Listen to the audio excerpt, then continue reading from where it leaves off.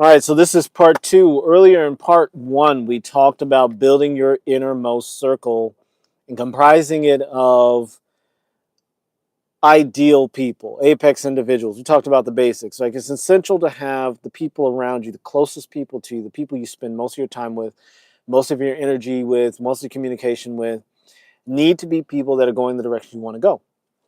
If right now in life you're not going where you want to go or things are not flowing the way that you want them to flow, that's because you are surrounded by or you're interacting with energies that are not going there. Like if you want to, let's make it very simple. If you want to be a painter and you hang around sculptors all the day, all the time, 90% of the time, you're going to pick up some of the qualities and aspects of sculptors. And that may help you in painting, but it's not going to lead you to becoming an exceptional painter. It's better to be around painters.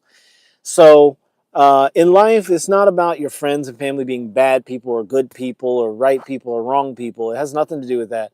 It has everything to do with, are these people matching up with where I want to go? And if you want to be exceptional, if you want to be an apex human, first thing you got to do is subscribe to this channel, like, share, subscribe, all that stuff. Because the material here is going to help you to awaken the best of yourself. And it's going to do it in an objectively effective way. It's not going to be, hey, believe in something. It's none of that bullshit that you hear. Believe, have hope, follow my path. No, it's about tapping into that part of you that's authentically, authentically, genuinely powerful, that can actually take you from where you are to where you want to go. So make sure you subscribe so you can get exposed to the best of the best of the best. And also make sure you get Hey God, Wake the Fuck Up. Link is in the description. It's a great book.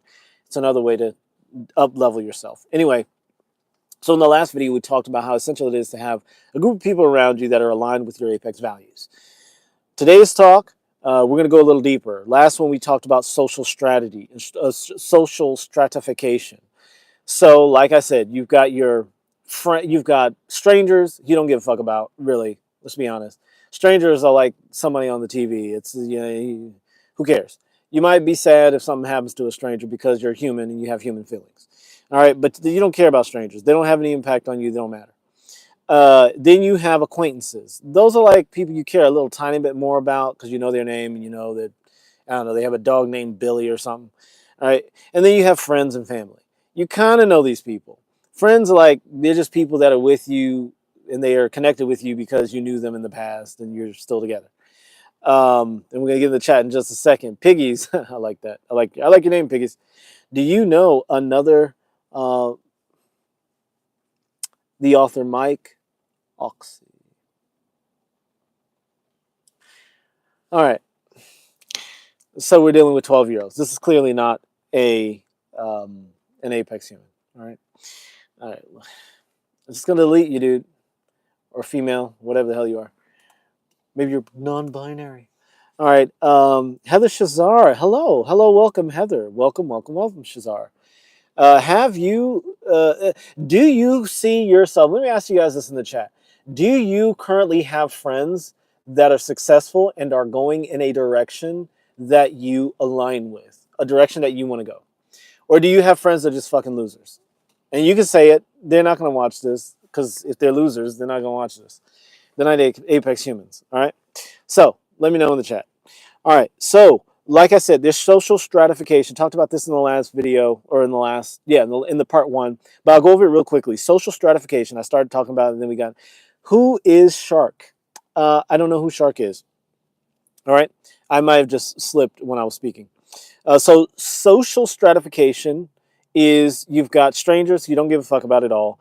And then you've got acquaintances who you might know their name, you might know a little bit about them. They're kind of okay, you kind of matter to you. And then you have friends and family. You know them a little bit better, but I mean, may not know them that well. And they're just with you because you're obligated to be with family. And then you have friends just because you know these people a long time. They know things about you, you kind of trust them, right? And then you have your inner circle. And this video is about the inner circle. The inner circle is going to have the greatest impact on where you go in your life. The people that you spend the most time with, the people that have the most influence on your life are your inner circle.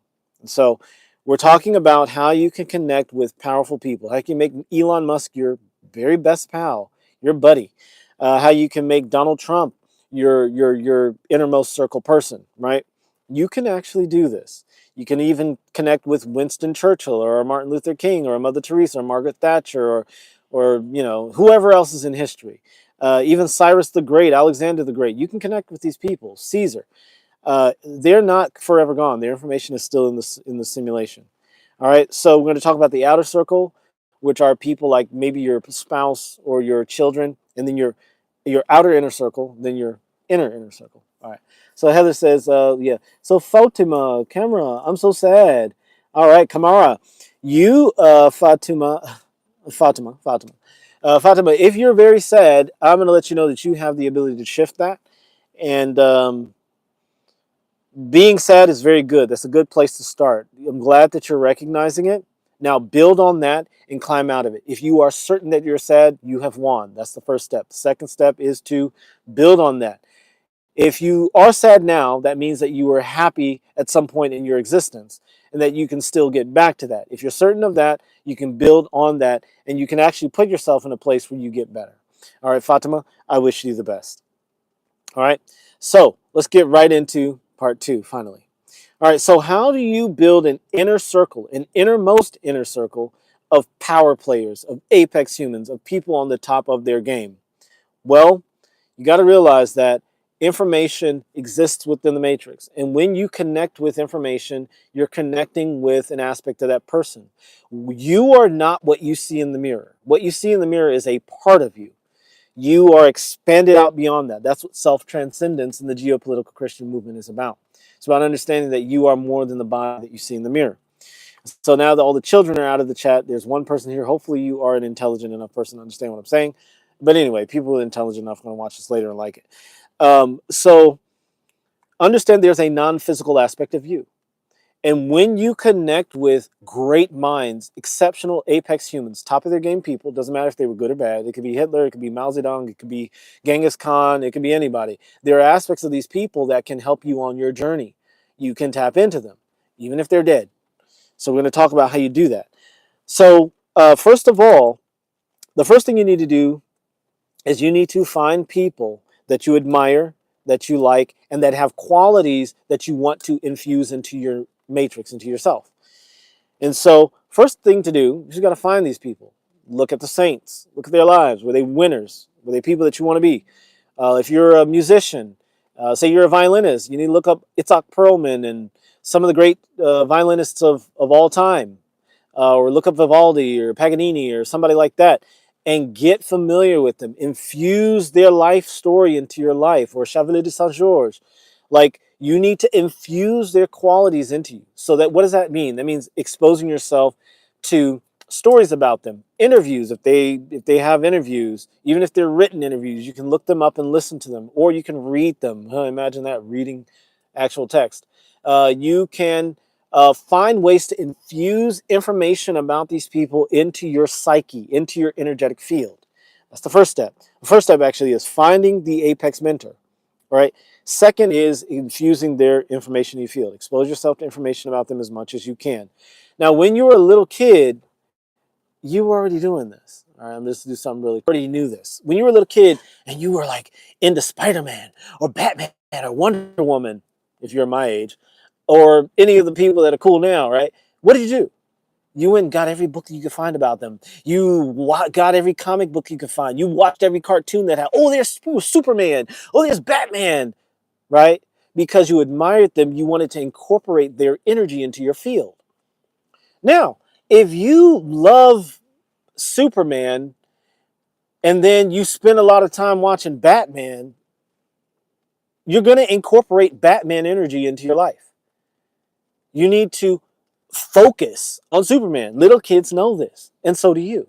And so you can make friends with people like Elon Musk. And believe it or not, look, I met some of my great heroes.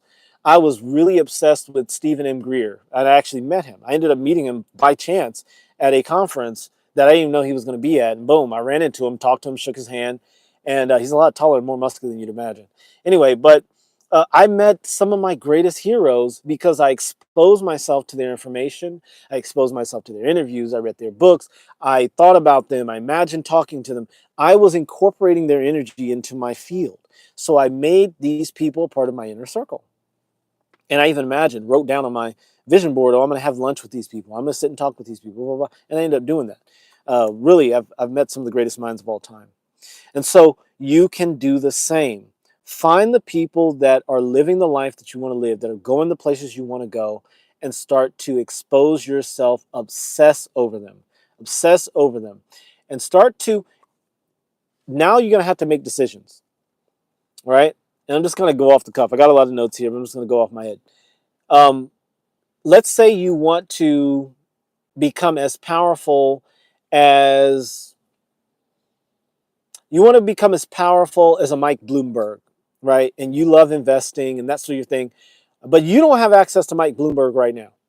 What you do is you go online and you read interviews by Mike Bloomberg, or you watch YouTube channel interviews of him, and you obsess over that. And then you have a loser friend who's broke and doesn't give you any value to your life, and they're just complaining all the time. They're losers.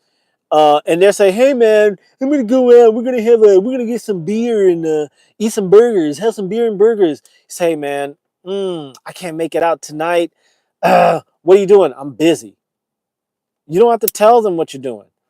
And for that 2 hours you would have been with those losers, you could be watching. You can order some Uber Eats burgers, sit down in your house, and watch interviews with Mike Bloomberg while you eat the burgers.